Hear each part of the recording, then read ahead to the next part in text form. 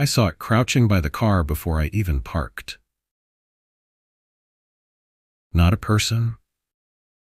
Not a shadow. Something between the two. It moved when I moved, gliding low along the cracked asphalt under the flickering parking lot lights. The motel behind it looked almost empty. A neon sign, washed out by the fog, cast a pale pink glow over everything, making the scene feel like it was underwater. There were only 3 other cars parked, spaced far apart, headlights already dark, and no sign of anyone else. My heart pounded, cold sweat on my hands. I told myself it was a trick of the fog, or some animal rooting for scraps. But the shape by the car didn't move like an animal. It slid, without sound, closer to my parking spot, as if it anticipated me, as if it knew I'd stop there. I cut the engine, gripping the steering wheel, trying to steady my breathing. The radio clicked off, and in the sudden silence, I heard it. A low, wet, dragging sound across the pavement.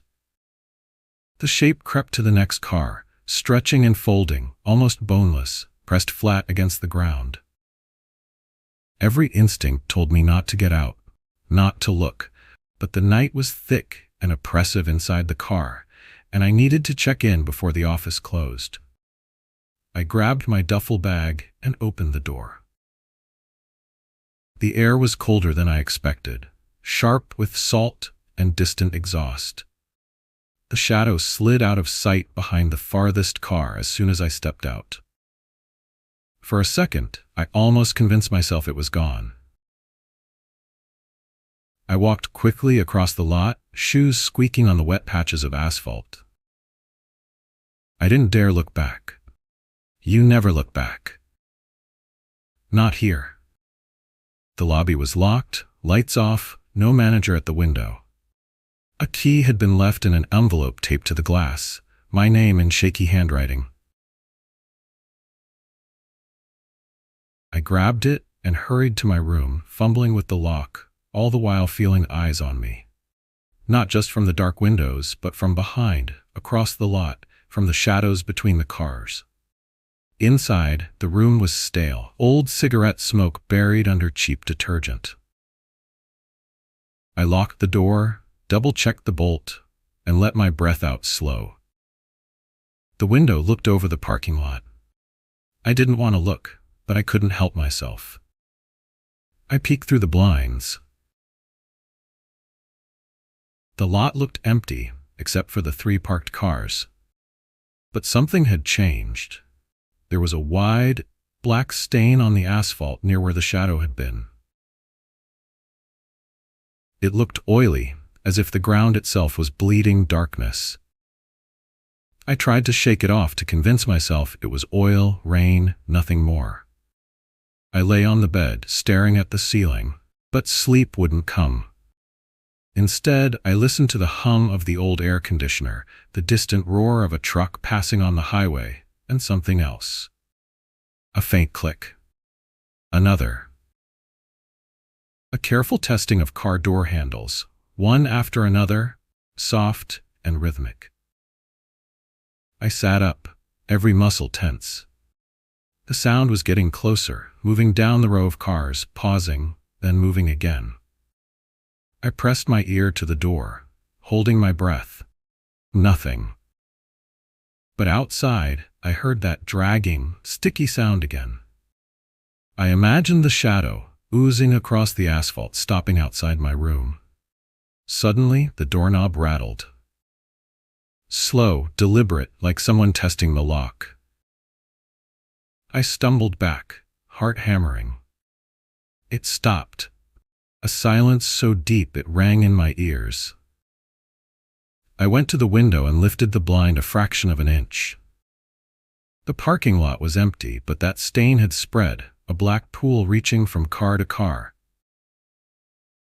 The lamp above the lot flickered, buzzed, then went dark, swallowing everything in shadow. My phone buzzed, startling me. Unknown number. I hesitated, but answered. A crackle, then a whisper, barely audible. "Let me in." I slammed the phone down. Another sound at the door, a scraping, as if something sharp was drawing circles in the wood. I backed away, clutching the lamp from the nightstand, willing myself not to scream. Eventually it stopped. The rest of the night was silent. When sunlight finally crept over the lot, the lamp flickered back to life. I looked outside. The stain was gone. The 3 cars were still there, but now one of them had its door wide open, keys swinging from the ignition, driver's seat empty. I checked out before anyone else woke up, not looking back. On my rearview mirror, a single oily fingerprint marked the glass. It didn't come off, no matter how hard I scrubbed. If you ever stop at a motel at the edge of nowhere and see something move in the shadows, don't get out, don't look back, and whatever you do, don't let it in.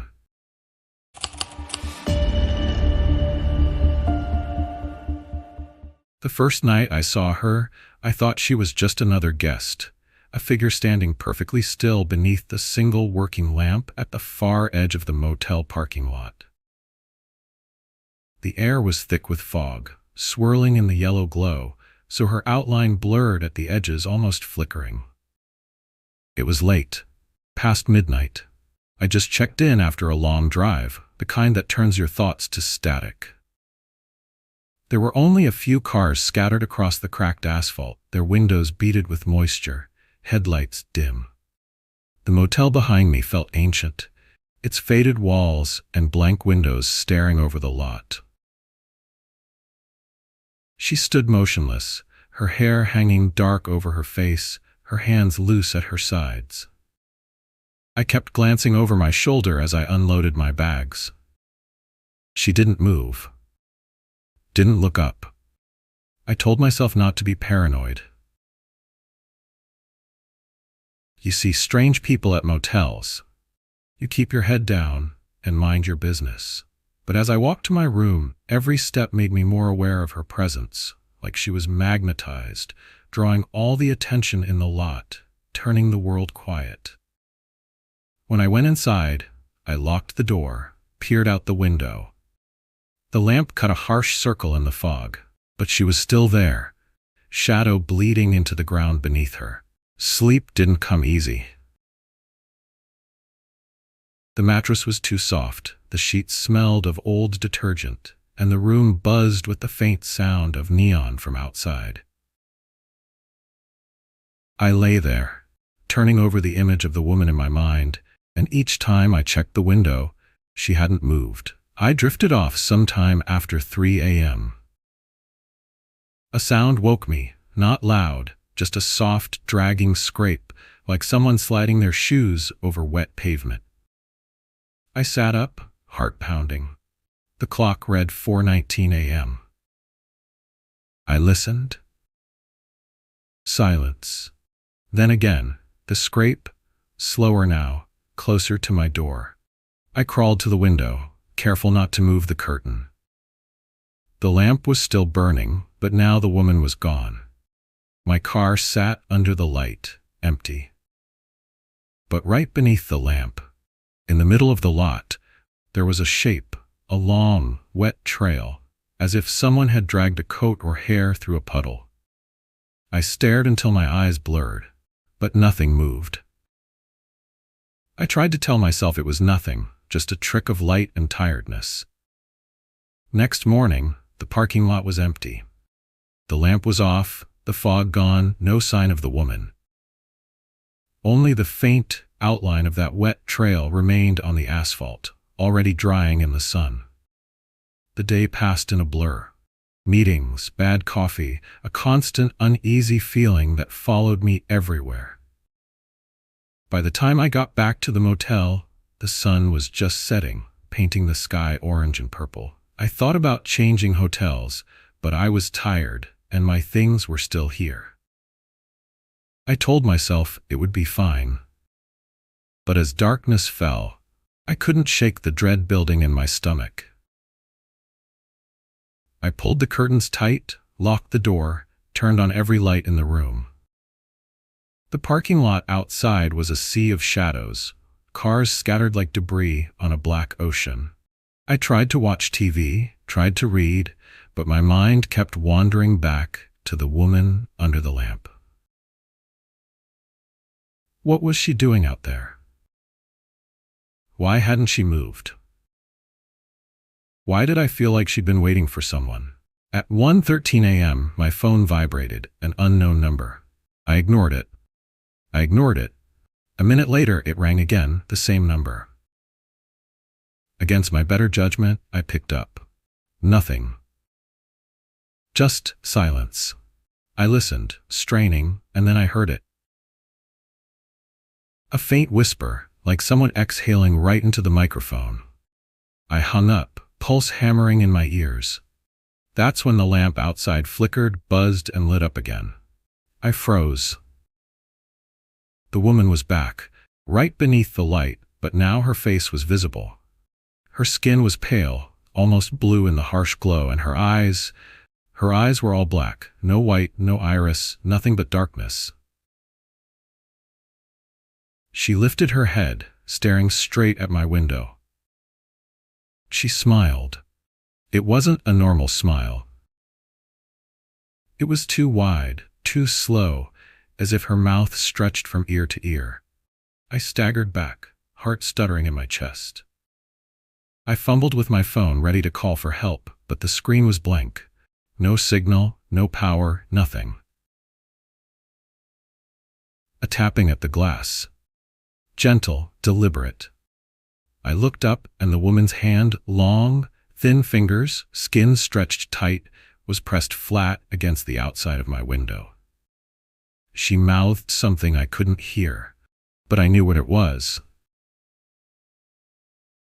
The same words I'd heard in the whisper. "Let me in." I shook my head, backing away until I hit the wall. The light outside buzzed louder, flickering, threatening to go out. For a moment, everything went black, and in that darkness, I felt the cold seep into the room, felt the heavy, wet dread that she was somehow inside. When the lights came back, the parking lot was empty again. No woman, no handprint, no trace. But I didn't sleep. I watched the lot until dawn, every muscle tense, expecting to see her reappear. By morning, I checked out and drove away, never looking back. But every time I parked beneath a lonely lamp in the dark, I remember that smile, too wide, too cold, promising that she's still out there, waiting for someone else to look her in the eyes. And if you ever see her, don't answer the phone. Don't open your window. And whatever you do, don't let her in.